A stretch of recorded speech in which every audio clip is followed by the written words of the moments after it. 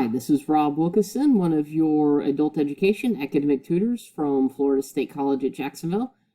And today we want to talk about some professional communication items. We're going to talk about emails, voice communication, and text communication. So to start, we'll talk about emails. Emails are a very common form of communication. We want to keep them professional. So to do that, we have to talk about the fields involved. We have the to field. In this case, we are sending an email to Count Rugen, the six-fingered man. We will get more about that in a moment. But this is where you put the email address of your intended recipient. If it needs to go to more, you may also use the CC or carbon copy function. This is a reference to way back when. To make a copy of something, you would put a piece of carbon paper between a blank page and the page you were writing on, and it would transfer what you were writing to the second page, hence carbon copy.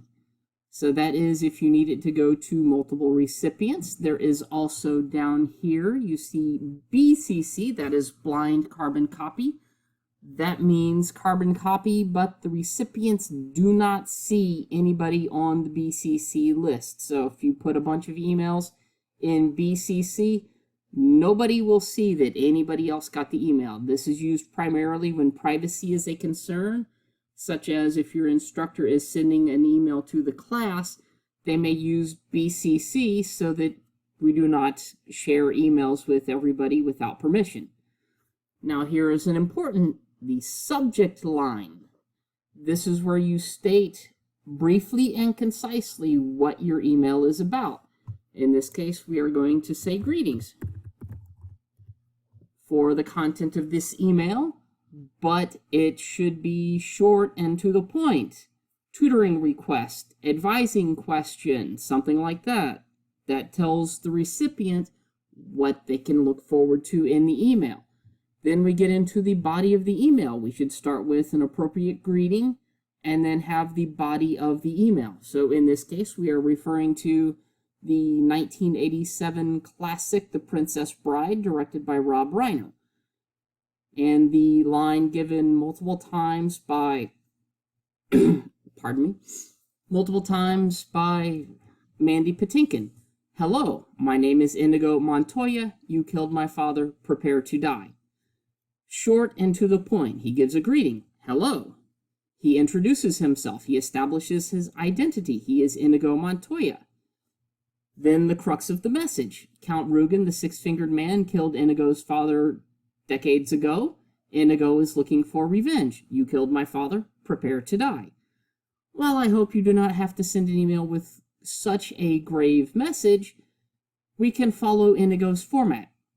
Hi, greetings. How are you doing? Something simple to the point for your greeting. Then establish your identity. Tell your recipient who you are. I am Inigo Montoya. That way they know who they are, who you are, so that they may then easily find information relevant to you. And then you proceed with why you were emailing them, if it's an advising question. I missed class last week. I'm not sure if I'm still enrolled. Can you please assist? I would like to schedule a tutoring session for next week at 4:30 on Tuesday. Whatever it is, you make it nice and simple and to the point. Now, many emails also contain a signature line. That is this section right here. That is further identification of the sender. As you can see, that is my name, has my office number, my location, my email. So that is sending an email. Please allow 24 to 48 hours for a response. We need time to possibly investigate items, find out why something is going on, whatever the case is, but do give time to respond. Also note, we work for the summer, Monday through Thursday. For the spring and fall terms, we will work Monday through Friday. So if you send us an email on Saturday, we will find it first thing Monday morning and respond as quickly as we can. So that is sending an email. I also would like to discuss briefly Text communication. Now, text is a lot like email, except it is more of a conversation. You do not need to introduce yourself every time. In subsequent emails, you do not either. You make sure and establish your identity in the first, and then you can bounce back and forth. In a text, you do not have a subject line, therefore you will just get to whatever it is you need to say. However, if this is your first time texting that individual, please include your identity so that we don't have to send our first reply of, "Sure, I would love to help, however, I need to know who you are." You put that in your first text, and then we know who you are. We can add you to contacts, and then subsequent texts will pop up, and we will know it's you. Now, the last thing, we also communicate by voice or phone call.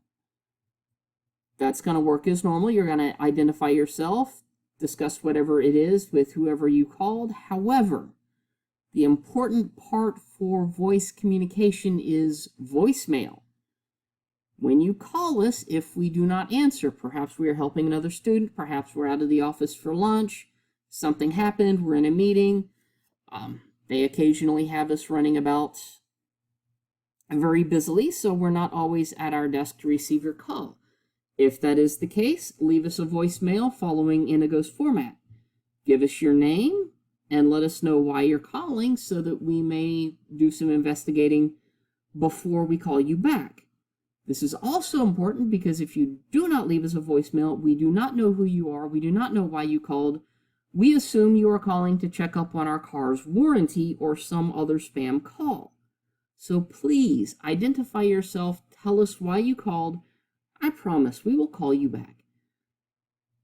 We also will not bite. So that is, in a nutshell, your professional communication via phone, text, and email. Thank you, and keep learning.